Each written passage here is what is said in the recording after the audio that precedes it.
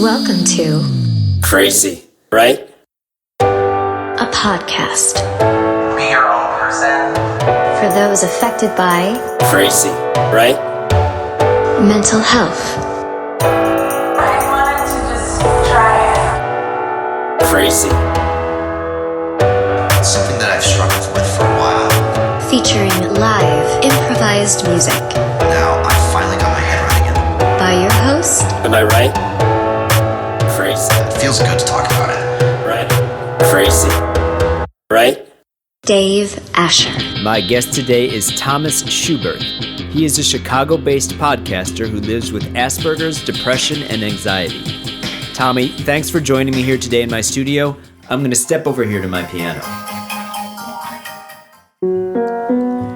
So in the spirit, Tommy, of going wherever this takes us, I've never met you before, and I just know just a couple things about you from a short little pre-interview that we just did.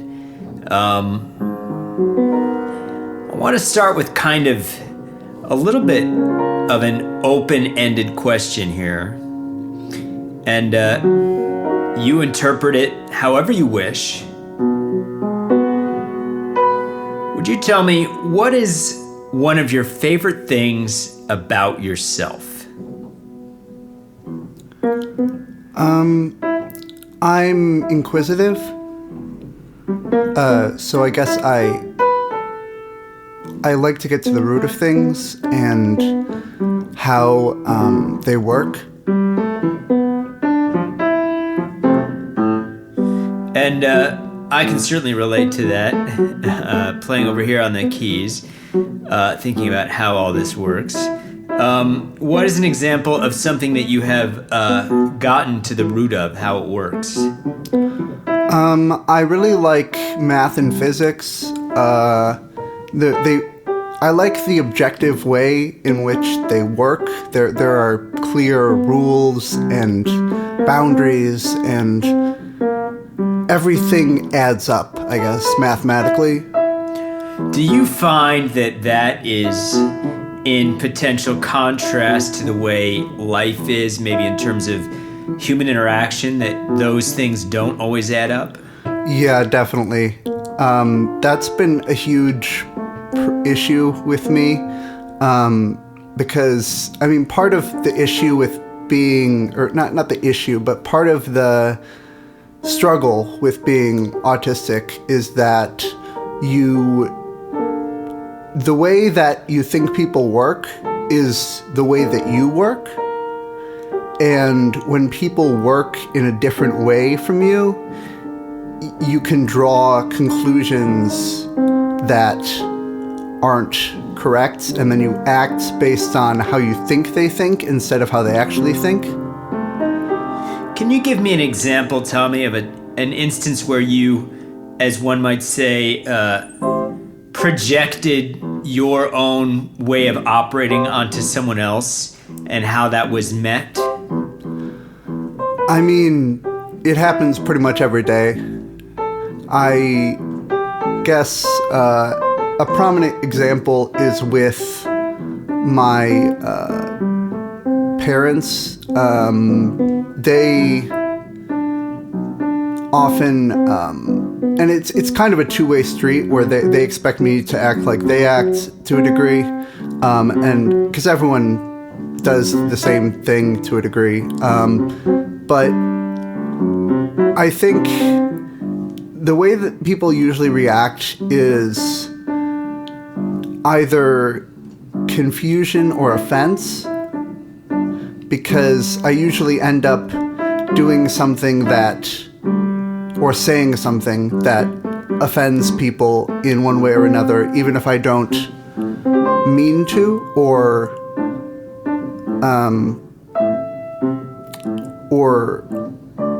really even, I'm never trying to offend anyone. You have Asperger's. Yes. And does that mean that you have a different relationship with social cues than most folks? Yes. And I can relate to that as well, certainly. Being bipolar, picking up different data from people. When you meet someone for the first time, is there something about them that you might notice in particular that you think might potentially be different than what other people notice when someone is making a first impression on them? It's usually more what I don't notice that gets me in trouble. It's like if someone just... I'm not very observant, I guess, in a lot of ways. Because I'm just always thinking in my head. I'm always thinking of what I need to say next, what I need to do next in any social situation. So it gets me into trouble when I don't notice how someone is feeling, or I don't notice that they have done something particular with their appearance or something to that degree, or even just I don't notice that they were offended by something I said. And you feel that this deficit of observational skill, which I can relate to as well, feel like in place of that, there is a busy, unquiet mind going on of thoughts in your head? Yeah. What might some of those thoughts be? It's a lot of it is just second guessing myself. I mean, that ties into the depression and the anxiety, and I have this theory that depression and anxiety are essentially the same thing, but depression has to do with obsessing over the past, and anxiety has to do with obsessing over the future. And I have both of them in spades. You mentioned depression and anxiety. Can you recall the first time you were either diagnosed or experiencing clinical depression? I think I was like 13. It was pretty young. That's when I first started really going to therapy and started being diagnosed with that sort of thing. I mean, I felt anxiety my whole life. I just never really let it get the best of me until I started really thinking in the way that a teenager thinks, and I just got overwhelmed by all of the sensory information and all of the thoughts and feelings that were suddenly welling up. Were you put on medication at that point? I have taken, I think maybe a half dozen, probably more, different medications over the course, well, actually, closer to 8 to 10 different medications over the course of the past 8 years or so. And so I've tried pretty much everything. What I'm on now is it keeps me relatively stable compared to the other medications that I took, and without as many side effects, but it's still pretty difficult. A consistent daily battle for you? Yeah, definitely. And what do you do for work? Right now, I am primarily unemployed. I'm working on podcasting and writing and that sort of thing at the moment. I'm kind of in between college, or high school and college, which is part of the issue is that I feel like I'm not really doing anything with my life, which is why I've recently started doing more creative projects, and I'm trying to find a job, and I'm trying to get to a point where I feel like I'm doing something. And when you're writing, what do you tend to write about? I write about pretty much anything. I'm a big fan of fantasy and sci-fi and just fiction in general. I love history. I love creating worlds. I love everything that goes into that creative process. I've written a lot of music. Most of it is I've never recorded or done anything with, really. I just write it as sort of an emotional outlet. When you write, are you playing instruments? Are you singing? Are you using the computer? I sing. Have you ever, Tommy, when you're singing, what's your process there? Do you ever sing spontaneously and record almost, as someone might say, improvisationally? I do that sometimes. I never really record it. I probably should at some point, but I find it difficult to work on my own as someone who can't really play any instruments, because it feels kind of empty without accompaniment, just the voice. I've tried to, I was in a band for a while, and I kind of fucked that up through a series of just getting depressed and not going to practice, or just being inconsistent. I'm kind of always in the state of trying to find people to make music with, because I love it. Well, in the spirit of that, of loving music, I was wondering, Tommy, if you would be interested in making a little tune with me here, not even necessarily with words, something that could be a melody in a situation where I throw down a melodic line with my voice, and then it's sort of a call and response. As a writer, would you give us a title of, again, we're not going to use words in the song, but a flavor, a title of what a musical piece could be called with sung melodies, maybe something that begins with the letter S. Sensational? Sensational. Great. Here we go. La la la, la la la la la la. La la la la la la la la. La la la, la la la la la la.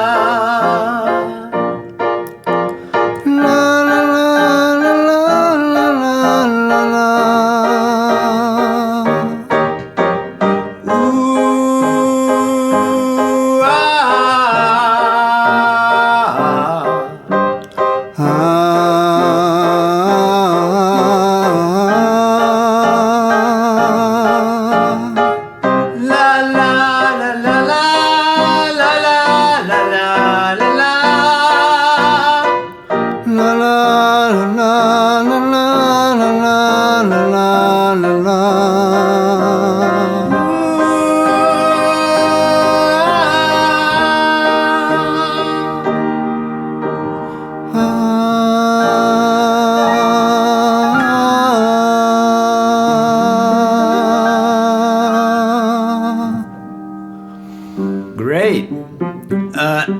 How did that feel for you, Tommy? Pretty good. I like improvisation I just don't get the chance to do it much because there's not really an outlet for improvisational music that I know of, besides like jazz, which I'm not really a huge jazz person, and it's also mostly instrumental. When you're changing topics for just a second, although I'm certainly have more to say about opportunities for musical improvisation using the voice. You mentioned before that when you were working with this band, that you had some difficulty keeping up with responsibilities, be they social or otherwise, of maintaining relationships in this band. Is that fair to say? Yeah. Would you describe to me, go into a little bit deeper some of those difficulties and what that might look like? I mean, they were all great guys. I just was going through a lot at the time, and music for me is such a deeply emotional thing that I got very emotional about the type of music I wanted to be making. What type did you want to make? I don't really have a word for it. It probably borders between like alternative rock and like harder rock and like kind of getting into pop punk and like emo and that sort of thing.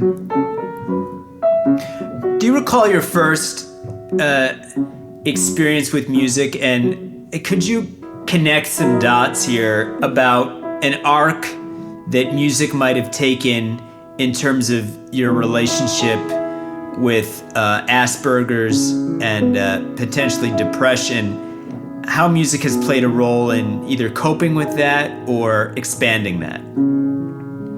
I started singing as soon, or even before I could speak. You started singing before you could speak? Yes. I would, because my mom especially is very, she loves music, especially like musical theater. And so we would always have music playing in the house. And so I would just sing along. I mean, I wasn't good at 2 years old, obviously. But I didn't have words for it. I just sang. And I think music has always sort of been that pure expression of thought and of feeling that I've sought to use. Going further, when I was 4, I signed up for this theater camp, musical theater camp, over the summer, and I did that up through 8th grade, and I loved music, I loved theater, and that helped me get out of my shell, because I was definitely not a very... I feel like if I didn't have theater and music to teach me how to act and how to react to people and how to express my emotions, I would be extremely emotionally stunted. That's quite a powerful thought in my head, hearing that. I want to try another song with you, Tommy, and I want to try and have a scene here, Tommy, where you are interacting with me and I am portraying somebody who is maybe not super musical and not super open emotionally, if you know what I mean. Yeah. And you are playing a version of yourself who is attempting to reach me and bring me into your world of musical communication.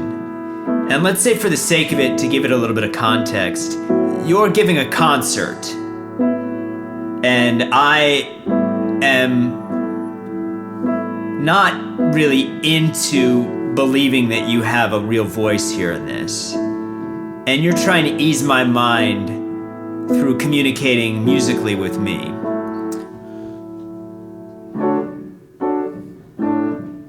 Well, I don't feel anything from you.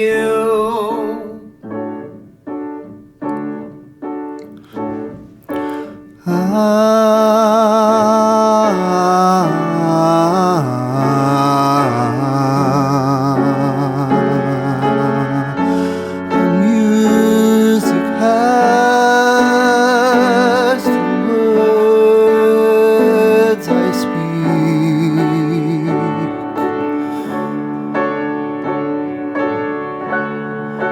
I heard a little bit, but I don't care what it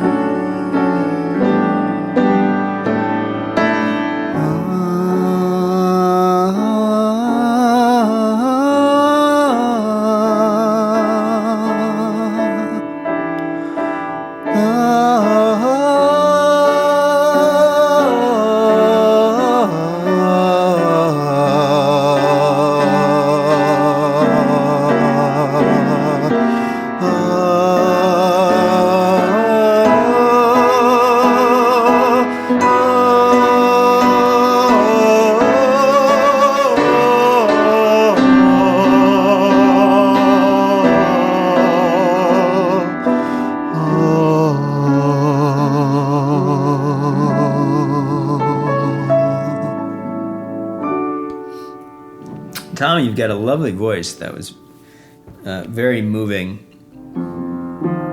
You mentioned that you work on a podcast, Yeah, and couple actually. a couple. Tell me a little bit about those. Well, there's the one that I'm on, and that's Rise of the Demigods. It's a fantasy actual play podcast. And then there is the podcast that I'm starting, which is based loosely on Avatar: The Last Airbender, but not so much that it is copyright infringement, I suppose. But it's basically just telling a story through this world and this that I've created and this game that I've created. And I'm going to get a group of actors and improvisers and podcasters that will tell this story with me.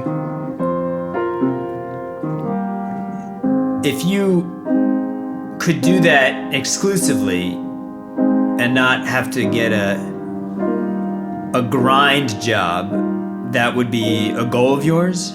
Yeah, definitely. I mean, really any creative job I would love. Something that has always been a roadblock for me has been that I get extremely passionate about things, and then I can kind of burn out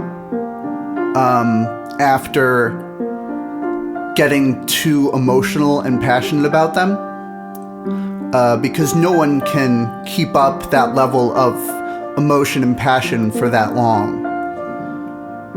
And I just work on that one thing just constantly, and then it just destroys me.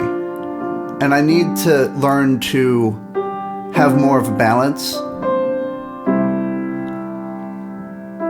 Do you see a therapist? I did for a long time. I started seeing a therapist when I was 13, and then I had a therapist for about half a year, and then I went to another one, and then I've had that therapist for 6 years, I think. And then I relatively recently, about half a year ago, kind of just stopped going.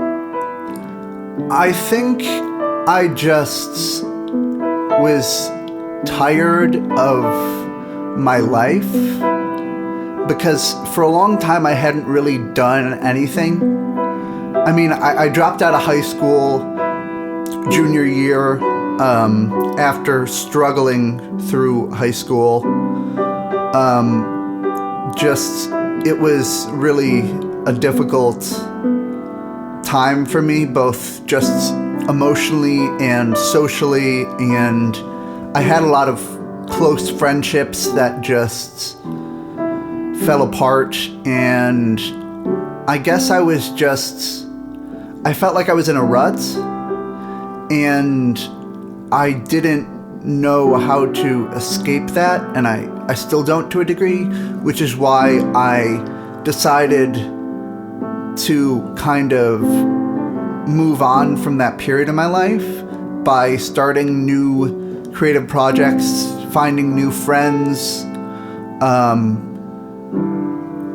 going to new places in the city,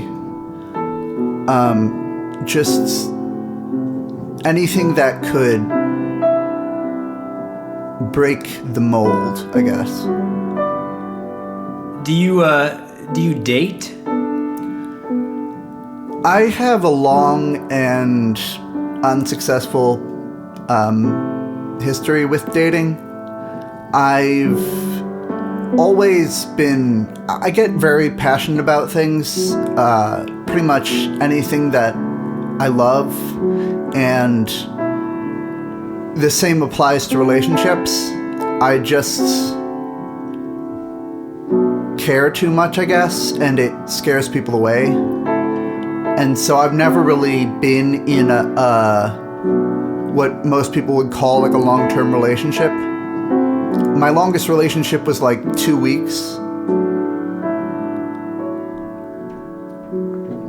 And your sense is that you come on too strong? I think it's kind of the same thing I do with most things, is I get very passionate and then either burn out or scare people by how attached I get too quickly. When you grew up, where are you from? I'm from Chicago, South Side. South Side Chicago. And in your home, what's the story there? Were there two parents, parents together, parents divorced? Well, my parents were together for most of my childhood. It wasn't an extremely happy marriage, I would say. I mean, there's a lot of issues there that are only kind of starting to be resolved. And they split up a few years ago while I was in high school, like 5-6 years ago. They're divorced now, but it was for most of my childhood they were together. So it was me and my twin sister. I feel like I had a happy childhood, mostly because of my mom. My mom is a kindergarten teacher, and so she's really good with kids and teaching kids, and I feel like I could have had a very sad childhood, but I didn't. I was pretty carefree, and that's part of why it hit me so hard when I realized that I was depressed and anxious and everything, because it was like, well, I don't really have a reason to be. I've had to come to terms with the fact that even if I didn't originally have a reason, whatever that means, depression and anxiety and everything else is just like any other illness. It can strike anyone, and I didn't realize it at the time, but I had the perfect storm of mental everything to create a very depressed person. What's in that storm? I just overthink a lot. My head is... I've never really understood meditation, because the idea, as far as I understand it, is that you should have as little in your mind as possible. But when I divorce myself from distractions, my head just gets even more active. If I don't have music or podcasts or TV or books or anything, my head destroys itself.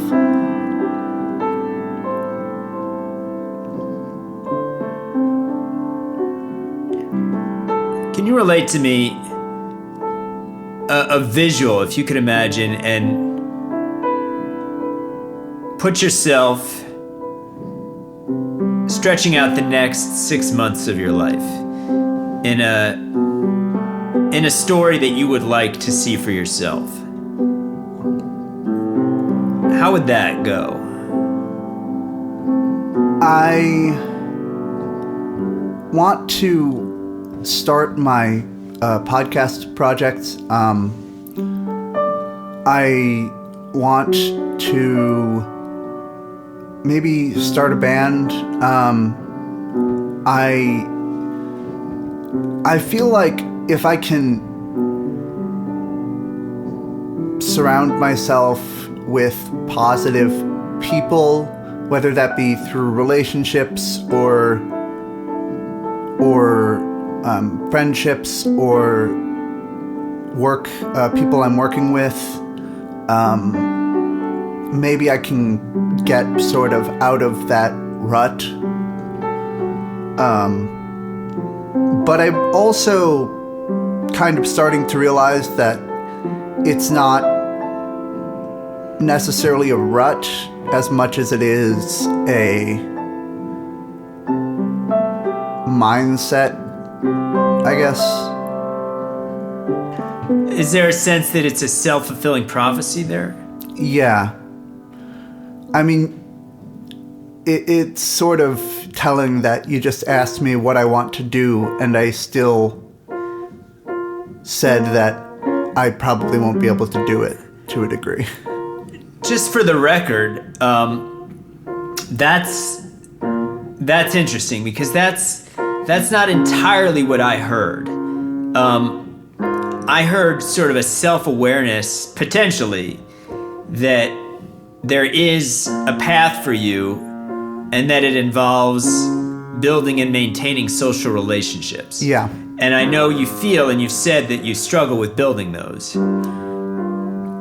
So I think in that regard, there's a little bit of self-doubt that you could achieve that. Yeah. But are you familiar with anyone in your circle or otherwise who has overcome depression or Asperger's to have those positive connections? And even more directly, do you, or as a leading question I might say, don't you feel like these podcasts that you're working on are just that very opportunity to make those strong social connections? Yeah, I definitely...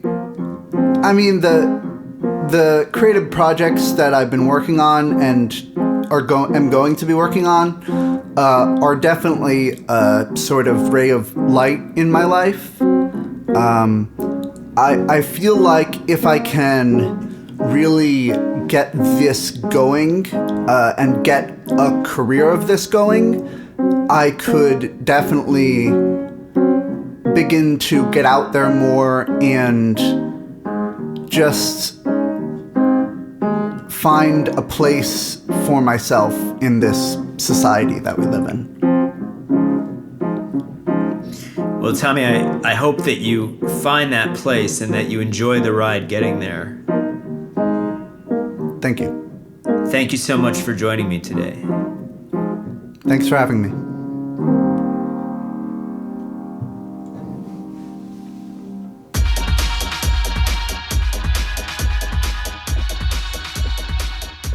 Thank you again to Thomas Schuberth.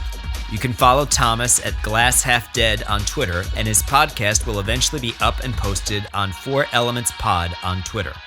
Thank you so much for sharing with us today, Tommy, and take good care.